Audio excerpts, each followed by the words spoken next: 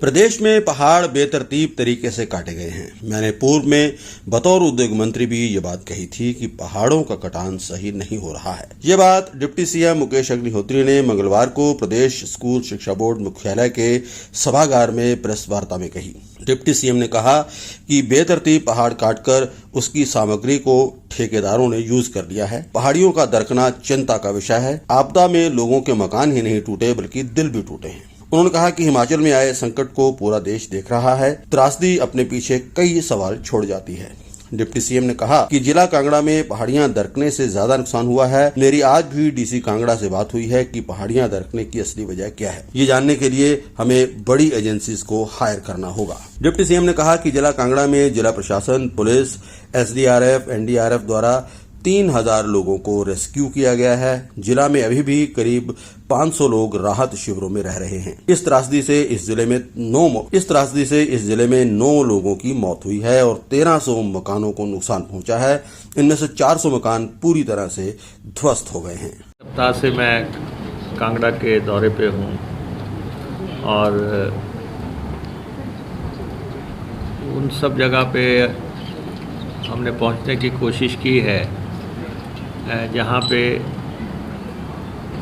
इस जल त्रासदी के दौरान लोगों के घर तबाह हो गए, ध्वस्त हो गए और या दूसरे नुकसान जो है पेश आए हैं। और कांगड़ा में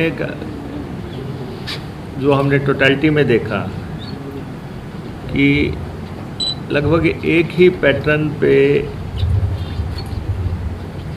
ये नुकसान हुआ है कि पहाड़ जो है हमारे धंसे हैं, दरके हैं या जिनको आप सिंकिंग कहते हैं, तो वो हर जगह सामने आया है। और कई स्थानों में तो जैसे हम सुला में कल गए थे, जिस ढंग से वहाँ पे नुकसान हुआ ऐसा था कि जैसे धरती फट गई हो और वो सारे मकान जो है धराशायी हो गए। 400 के आसपास जो पूरे तरह जो है धराशायी हो गए और 1300 टोटल जो है कोई पार्शली डैमेज हुआ या फुल्ली डैमेज हुआ, लेकिन 400 तो पूरी तरह डैमेज हो गए। अगर आप उनको जाके अगर आप देखें जगह जगह, उनको देख के कि क्या इसमें लोग बचे होंगे, क्या कोई इसमें बच सकता है। लेकिन कांगड़ा में टोटल कैजुअलिटी 9 हुई हैं और इसको इस लेवल पे मिनिमाइज करने में जिला के लोगों का भी बहुत बड़ा हाथ है कि उन्होंने बहुत सहारा दिया एक दूसरे को। लगभग 400 लोगों की जानें चली गई हैं, 12,000 करोड़ रुपए का नुकसान हुआ है। तो इस समय ये राजनीति का विषय नहीं है। मैं ये कह देना चाहता हूँ कि ये कोरोना से भी भयानक मंजर जो है हिमाचल प्रदेश ने देखा है। जिस कोरोना की वो पूर्व सरकार बात करती रही है, इसमें तो बस्तियों की बस्तियां उजड़ गई, मोहल्ले के मोहल्ले उजड़ गए, नगर तबाह हो गए। तो इसलिए हम कोई राजनीति नहीं करना चाहते। हमें हिमाचल प्रदेश की जनता ने जो मैंडेट दिया है, हम उस मैंडेट के मुताबिक हर आखिर उस व्यक्ति तक पहुंच बढ़ाने का प्रयास कर रहे हैं जो हमारा राजधर्म है, जिसके लिए लोगों ने हमें सत्ता में बिठाया है। और अगर भारतीय जनता पार्टी के नेताओं को लगता है कि कुछ और किया जाना है तो वो बता सकते हैं। हम हर वो कदम उठाने के लिए तैयार हैं जो हिमाचल प्रदेश की जनता के हित में है। डिप्टी कमिश्नर से सुबह भी बात की। ये जो हमारे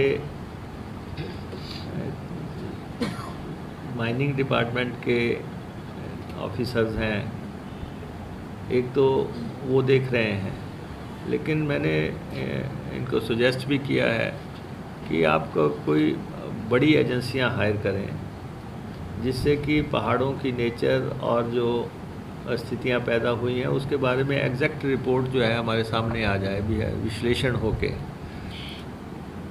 कई जगह नुकसान तो बादल फटने से हुआ, फ्लैश फ्लड से हुआ, या नदियों में पानी ज़्यादा आने से हुआ, या फिर डैमों का पानी छोड़ने से हुआ, वो एक अलग मसला है।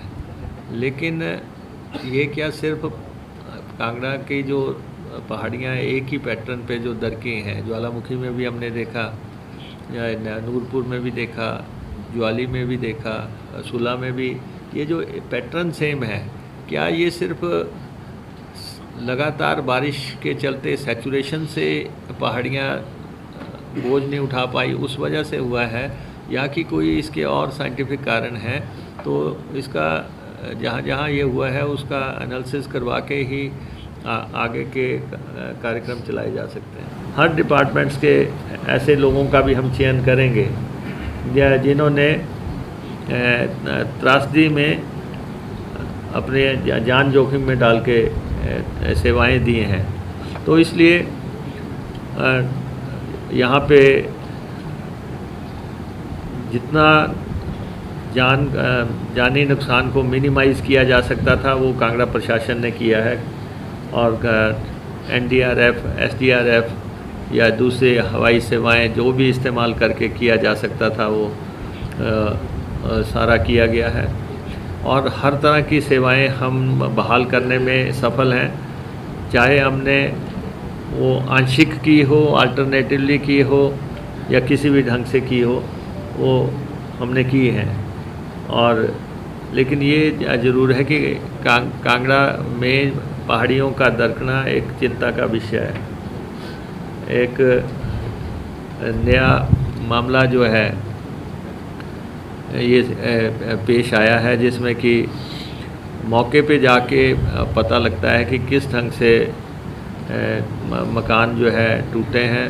मकान ही नहीं टूटे हैं, लोगों के दिल टूटे हैं, और एक बहुत बड़े जैसे हथौड़े की मार जो है उनके दिलो दिमाग पे पड़ी है। तो हम हिमाचल की उस जनता के साथ हैं, और हर तरह से जो भी संभव मदद होगी वो हम करेंगे। ये मौसम चला जाएगा, लेकिन